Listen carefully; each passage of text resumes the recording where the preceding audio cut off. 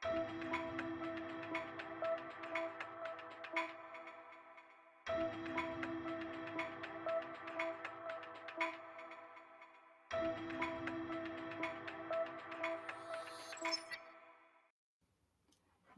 welcome to Elbow to Elbow special edition. Have I got a treat for you? I don't know about you, but I'm super excited.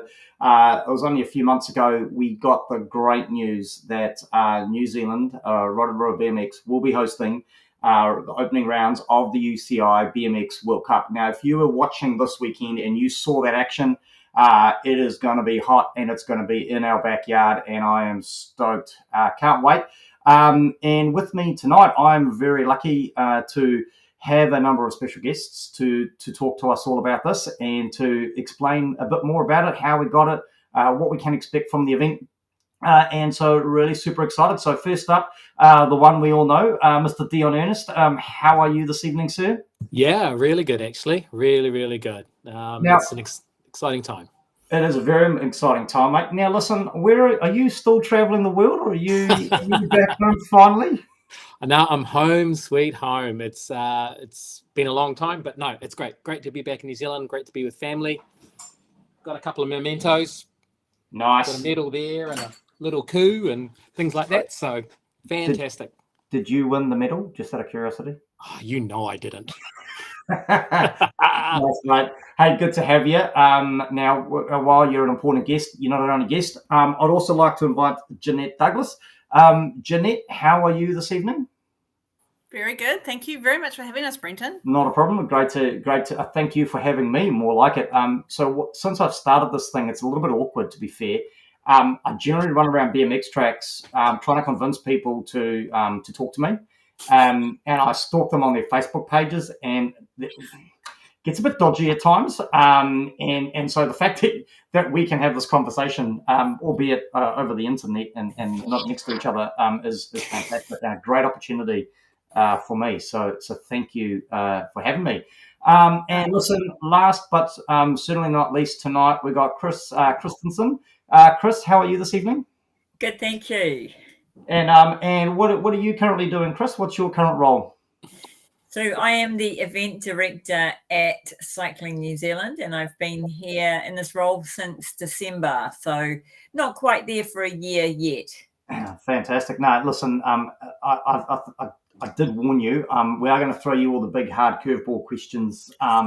So please, I hope you were prepared and ready to rock. So listen, we've just got to give our apologies. We're hoping to have Amy McGregor, the club president of Rotorua BMX, where the event's going to be hosted. Unfortunately, Amy's not feeling well tonight, so couldn't make it with us. But no doubt she'll be kind of tuning in. In fact,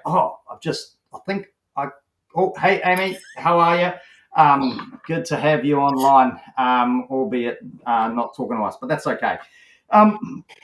So, team, listen, we've got a few things we want to kind of run through, and really keen. I mean, I know I was pretty excited when I happened to be lucky enough to attend the BMX New Zealand AGM, and Jeanette, you jumped on and shared some great stories around what was going on. So, and really cool to understand. So, Jeanette, let's sort of start with you, I guess. So, when did the conversation about hosting the World Cup start? I mean, this whole little piece of magic happened in 5 minutes, right? I mean, surely it's the same for a big event like that. Yeah, about 5 minutes. Yeah. So I was just back in 2021. I was actually in Chris's role at Cycling New Zealand, which is why I've sort of got that prior knowledge, and then I'm handing it all over to Chris. But back in March 2021. We were at myself and Jacques, who was the CEO of Cycling New Zealand at the time, was at North Island Schools Mountain Bike Champs, I think, at maybe 440 in Auckland. And Amy McGregor came up and chatted to us and said that, the club is really interested in hosting and certainly bidding for a World Cup, and they felt that they were ready, and they felt that the club had evolved in terms of the event progression that was needed, and basically we started that conversation then in March 2021. And so Amy's quite hard to say no to, and I just absolutely love her to bits. And she's been just such a driving force for this whole thing, as has a number of people at the club. But so what we did, we just connected with Dion. So right from the start, there was a three-way collaboration, three-way partnership between Cycling New Zealand, BMX New Zealand, and the Rotorua BMX Club, and we just started things from there. And then over 2 years later, we got the event. So they don't happen overnight, but it was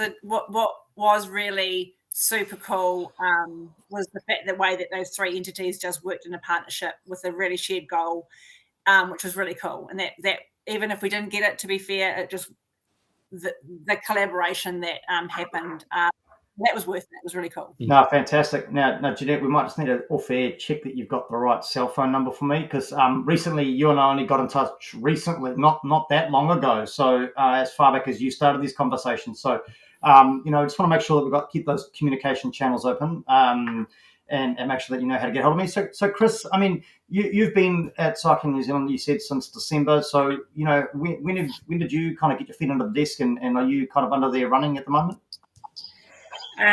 Well and truly running. And I, to be fair, I came into Cycling New Zealand to the World Cup contract. And, it was pretty exciting for me and for Cycling New Zealand to be hooking into this. Cool. No, fantastic. And Dion, I mean, I'm surprised with all your international travel, mate, you've found time to get on board and get involved. Yeah, not as much as these fantastic ladies. They've been going hard out. So yeah, no, thank you for Amy, Chris, and Jeanette really, really pushing this forward. And then hopefully I can pick up some of the pieces that I should have been doing. But no, it's been trucking along really, really well. The experts in the field, both Chris and Amy, Jeanette, and then Amy's as passionate as can be to make sure that Rotorua puts on a good event. So it's going to be great. Fantastic. Hey, listen, really quickly, I know, I quite often talk to riders when they finally realise that I'm not some weird guy, and they often feel really nervous before an event, and it's quite nerve-wracking. I guess, Dion, I guess one of the things we were talking about before we went on air is, would anyone be watching? I mean, that makes me really nervous. Stood here kind of getting really nervous about that. I mean, we can say, though, Emerson Hohaya, I believe he's a Mountain Raider club rider. He's given us a yo, so yo back at you, Emerson. Anything? What scares you, Dion? What scares me? Scares me. Scares you, yeah. Holy cow! What keeps you excited? Oh dear, I don't know. Sitting on a gate with 8 other riders that are just as quick or quicker is very, very scary. And I think BMX has a mental game which is next level because you're racing against other people. And I think that takes guts. And I think anyone that's on a gate is fantastic to be able to push that. And then to see people like Rico this weekend, smashing it out, getting results, and up against the best in the world. It's unbelievable. He went through a bit of drama, as you probably heard, with the locals. He took it to the next level above and came back and won the next round. So what are we saying? I think in BMX, that's scary, mate. No whistles in Rotorua, is that what we're saying? Was that too soon? Sorry, my bad. Yeah, we're going to put in a football field next door, but yeah, that was interesting commenting online, that's for sure. Yeah, it's amazing how quickly social media. I mean, I know what it's like. I've got to manage, and it's chaos, mate. It's chaos. Yeah. Hey, Chris. We've said you've been at BMX Cycling New Zealand, I should say, since December. Hit the ground running. A lot going on. When you're psyching yourself up to wake up in the morning and go to work, what's on the Spotify playlist? I mean, there must be some good tunes pumping out. Can you give us one example of one? Oh, well, you'll get to know me throughout this little meeting that I listen to a lot of music, but should I know the name of it? Nah. Is it important? Nah. There's at the moment there's a great podcast that I listen to that I use whenever I'm running, and it's called My Therapist Ghosted Me. 2 Irish women just shooting the breeze. You'd love it. Nice. Hey, listen, I know this is not all about me, but just FYI, I've got a number of shows out. Feel free to check them out while you're running. And I've also got a safe. We were talking a bit earlier about safety. I've actually got a safety podcast running. Shameless plug. The Circus of Safety. Jump onto that, Chris. I think you'll be slightly amused. Now, Jeanette, we spoke about the fact, how important it was for all three of these organisations to work together. Hey, how come I don't get who's my favourite singer? Oh, no, it's coming. Don't you worry. It's coming. Okay. So, quick question here. If I was to ask everybody a question, do you? And the question's going to be, who owns the Pavlova? Who do you think they're all going to say? Just out of curiosity. Oh, Kiwis. Oh, there we go. Oh, see, Totally. Look at that. Look at that. Depends who they are. Now, Jeanette, I know you were quite nervous about something before we went to air. Now, before we get back to the serious nature of this, what was it that you were most worried about? And hopefully they're listening and might make a guest appearance.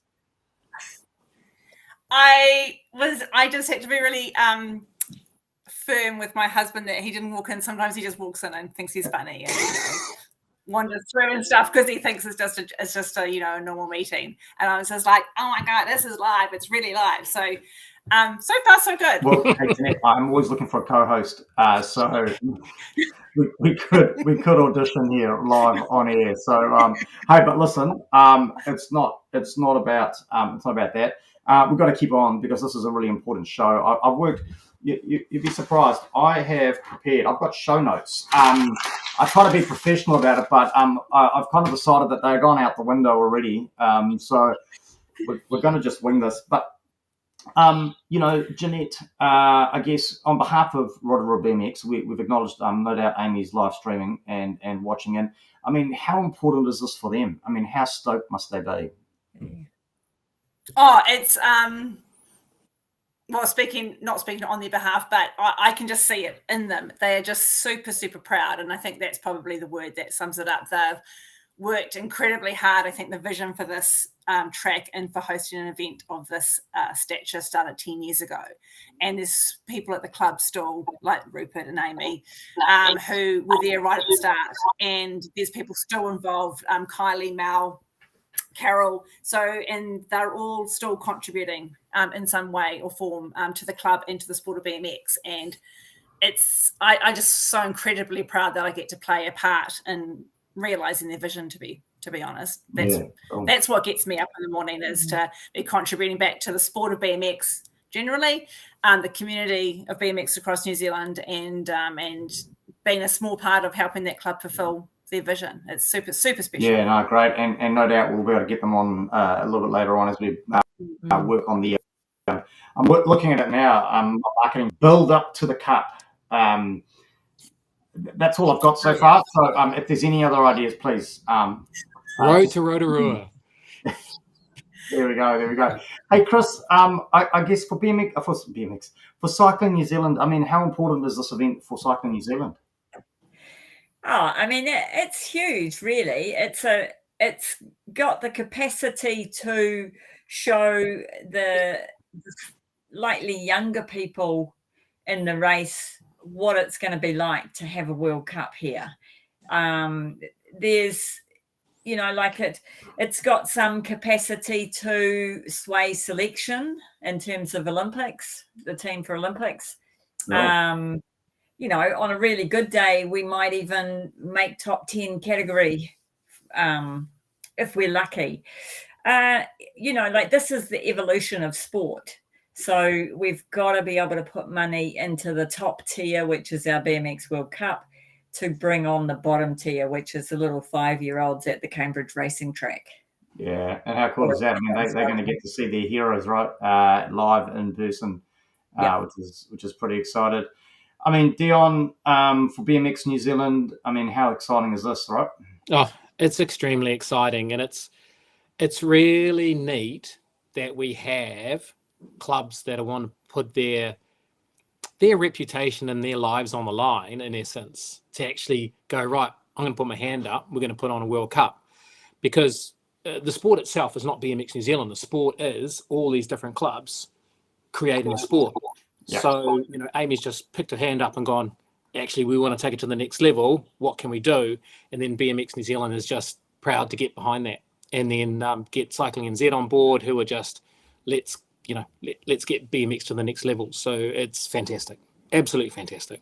I guess. And I think, Brenton, that was one of the important things when we were going through that sort of 2-year process around doing the due diligence. And it was like what we realized quite early on was that none of those 3 entities could do it on their own. So if one of them said, no, we're out, then it wasn't going to happen. And I think everyone realized that really quickly. And that just helped spurred everybody on to try and achieve, because it was just a real team effort. And I think that was a really good, process as well, like we talked about. Yeah, absolutely. So, and to that is someone stepping up, because BMX New Zealand doesn't have any tracks, the clubs do. So for a club to step up and go, you know what, let's do this. BMX New Zealand is extremely proud that that's happened, so that we can actually move forward. Yeah, I often refer to BMXing as the greatest individual team sport in the world, right? And I think while Rotorua BMX put their hand up, and we've got to remember a mountain of volunteers there, right, putting their day-to-day lives on hand. No doubt, knowing that the rest of the BMX New Zealand community would get in behind them and support. So this is exciting. We've got some questions coming up. Oh yeah, I was just going to say, answer Roger's question actually. Yeah, go for it. He mentioned about could this be a catalyst to host Worlds again? And hey, it's totally a possibility. The biggest hurdle in most of these things is the cost of it. If we had a multimillionaire that was a BMXer, I'm sure that they would fund it and would apply for it. But it does come down to funding. But yes, it could be a catalyst to go, right, if this is successful, if we've got the structure for it, there's no reason why we couldn't push further and further into it. It's to have Worlds here again would be absolutely amazing. Absolutely. I mean, and also I'm sure with my my media presence and my thousands of followers globally, right, we're going to get it. We'll find that millionaire. Right? Oh, those millions. Yeah, absolutely. And listen, with the exchange rate, if we get a wealthy overseas investor, right, it's going to be cheaper. Let's be You just have to get an OnlyFans account, Brenton, and you'll be sweet. Oh, we might have talked about that offline, mate. That got a bit risque. But good thing we're late at night, and hopefully all the kids are in bed. But they may watch this later. But listen, while obviously the event is being held at Rotorua BMX, Jeanette, no doubt loads of opportunities, and people will want to know how they can get involved. And no doubt I've already seen some of those opportunities popping up. So, any ideas on some other opportunities coming about? Oh, there's heaps of opportunities. So from a club perspective, the event has quite a significant leverage and legacy program, which is really fancy words for just getting everyone involved and making sure that this event can provide a catalyst going forward. A little bit what Dion was saying, like how can this event continue to fuel and grow the sport of BMX domestically? So what like we've talked about, yes, it is Rotorua. The event's been hosted at Rotorua BMX Club, but we're really conscious this is an event for New Zealand and for BMX in New Zealand. So clubs should be looking at putting their hand up and inviting riders to come to their special part of the country and what they can offer to get some of those pro riders here. We're hoping that some will choose to come early. It is going to be the New Zealand summer and European winter. So we hopefully that people do take that opportunity to come a little bit earlier, which might give them a chance to get out more into the regions, which would be fantastic for kind of that real buzz to kind of be extended through the country. We're going to have volunteer opportunities. The event, as we've talked about, is 99.9% run by volunteers. We've got a fabulous local organising committee that's come together. And again, they're all volunteers. So they'll be the driving force, but then we need a whole super motivated crew below them to make sure that we're delivering a world-class experience for the riders and other people who are going to come in and experience the event. So certainly volunteer opportunities. We've got sponsorship opportunities like Dan talked about. You don't have to be a multimillionaire, but if there are anyone out there who is looking to support the event and get that, it's going to have international profile from a broadcast perspective. UCI are looking after that for us, which is great. We've got supporter packages that are going to be released. I've just mentioned that, but I think everyone's going to find out about it in a couple of days. But so we've got supporters packages, and then then tickets. So, buy a ticket and come along. And BMX community are going to have an opportunity for a priority window.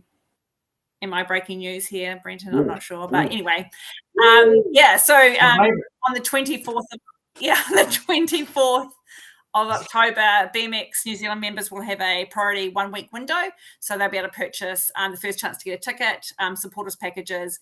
Included in that too is a really limited weekend pass, so you can come to both days for a discounted rate. So really hoping that that's a way for us to recognise that, that this event wouldn't be happening without the BMX community. So tons of ways to get online exclusive, Blinton. No?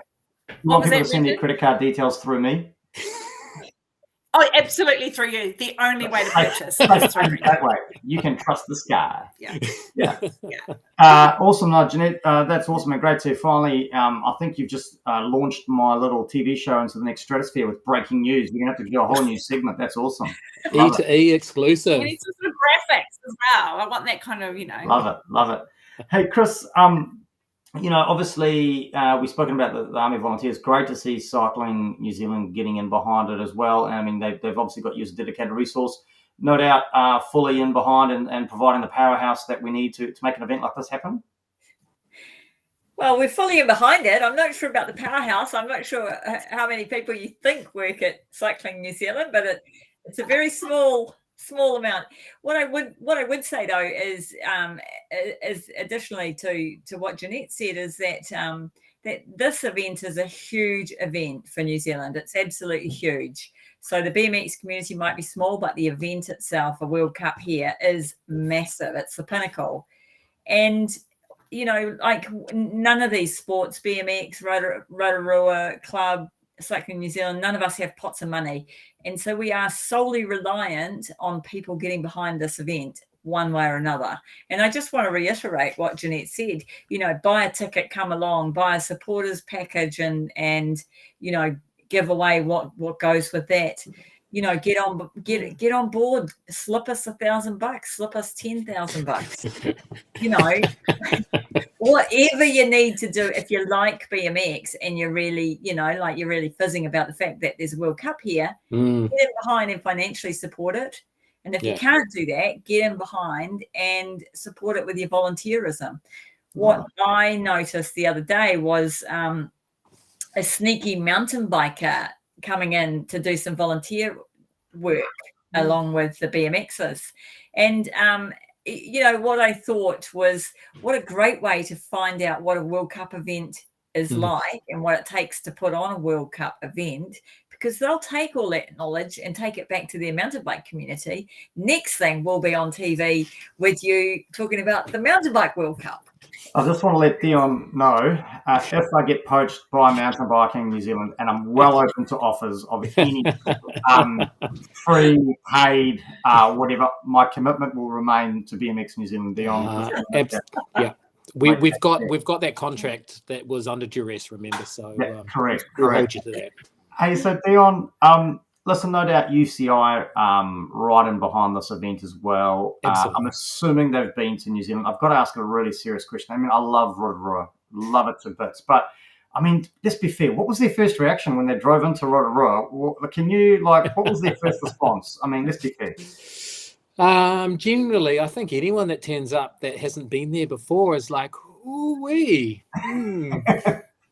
But hey, our UCI contact happens to be someone very local, so we're semi-lucky in that way that he understands the atmosphere of Rotorua, and I think that the technical limits of the atmosphere are well met, so we'll be fine. Fantastic. Excellent. Hey, listen, we've got a few more sort of questions, and I don't know whether this is a Chris, a Dion, or a Jeanette question, actually, so I'm going to kind of break protocol here. Apologies for that, Tim. I mean, you saw I threw my show notes out the door, so all cards on the table. I mean, Chris touched on this earlier, but how will this event support a pathway to Paris for some of our riders? I think from an athlete point of view, a home race is always a benefit. You perform better. Hey, you get to sleep at home pretty much. You've got a home crowd. It's amazing. So there's a benefit straight away. Now, on top of that, we're first round into the last series before Paris. We've got a window to be able to get a spot at Paris. So there is a lot of calculations going on right now to make sure we get that. So there's possibilities for men and women, and the men at this point in time are looking really, really, really good with the results that are happening on the World Cup stage. So this will give us an advantage straight into it, and then take that momentum, next World Cups, World Champs, and then on to the Olympics. It's going to be, great. And don't forget, Brenton, the rounds after us are in Sleeman in Australia. So, and that was one of the conditions from UCI that we did have this, I suppose, Trans-Tasman doubleheader. It's a long way to come. So, and it's an important rounds for people not to miss. So the people who are going to experience the World Cup in Rotorua, even those, as Chris talked about, those sort of first year juniors, they'll be potentially having that experience in Rotorua, but then they can, which is going to be very home based, but then they can get on a plane and kind of have that international experience, but still in that sort of probably more perceived safe environment. It's probably a bit more known. They may have been there for Oshis, but they're going to get their feet into the water, and then before they're looking to commit to go, across to Europe for a season. So I think, as well as those pathway to Paris, just that opportunity for those younger riders to kind of be in that environment with the older riders and kind of experience that before they sort of make those next decisions. I think it's just it obviously hasn't happened here before, so I think that's super cool. Now I know we've focused on the riders here and their pathway to Paris, or the taster into the international circuit. I've got life goals too. Is this an opportunity for me to get on a pathway to Paris? Just asking for a friend. Dion's like, where are you going with this? Dion? I don't know. Shivers. Yeah. This is awkward. Okay. Next question, right? Next question. Yeah. Well, I'll talk to the New Zealand Olympic Committee and see if there's a commentator. Love it. Selection criteria. I mean, I can offer many things: health and safety, commentating, media personality. You know what I mean? I asked my kids the other day, what kind of celebrity do you think I was? And they said, Dad, is anything before Z? And so I might need to do some work on that profile, though, but that's okay. On a serious note, though, the event delivered here also helps our officiating panel progress. We've got all these coaches that are coaching all these younger riders that want to get into elite. It steps up their game so they can get to this point.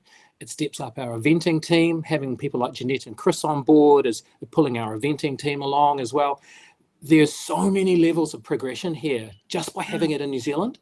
And yes, total focus is riders, Paris and LA. Oh my God, it's going to be amazing. But then, underneath that is all these different levels of progression. So the sport grows amazingly.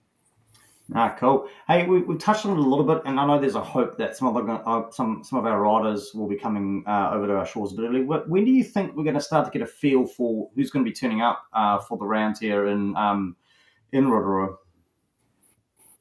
Well, entries, as you probably know, traditionally open very late and close very close to the event. So, officially, I suppose that is really going to be end of January, early February. But what we've had a couple of inquiries already. So we've got the US team, and they're starting to make plans. So I think over the next couple of weeks, now that I think 2023 season's done, people are. I think now the intent. We've got the road to Rotorua is clear. Thanks, Dion, for that. I've written that down. You'll start to see that coming from the posters.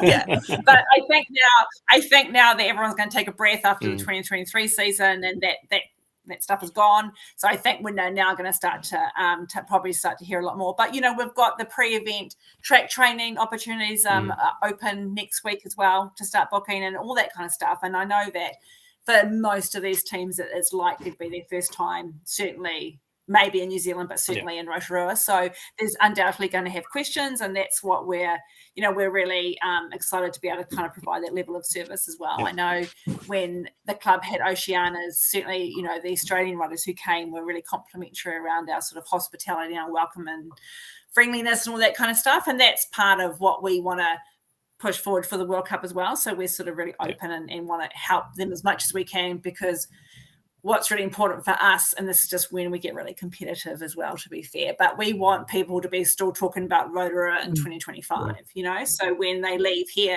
they go to Sleeman and they go, oh gosh, in Rotorua we did this, and then they go to Tulsa, I think it is, or wherever they're off to after that, and then they're still talking about Rotorua, and then they're in Paris and they're still talking about Rotorua. So the experience, and that's just not on the track, that's just everything that wraps around them. That's just, super important to us, because we want them just to keep thinking about how great Rotorua and New Zealand was, and that's going to be reflected by all of the BMX community and all those experiences that those international riders particularly are going to have hopefully throughout New Zealand, when, if other clubs can come on board and help support those other teams. Oh, that's fantastic, and great relief too. I ended up interviewing a couple of those Australian riders when they came over for Oshis. Hopefully you spoke to those ones and they were still complimentary. There was little asterisks with when I said that. Cool. The selected few. But it definitely is interesting. Obviously, at Oceanias, we had Sao over here racing, who did really well. Her boyfriend, Romain, who's now world champion, he was highly complimentary of the track. And that just gets passed on. And, knowing that there are others that have been out here for multiple summers, some of the Dutch team, people like Laura Smulders and things like that, they're all keen to get here.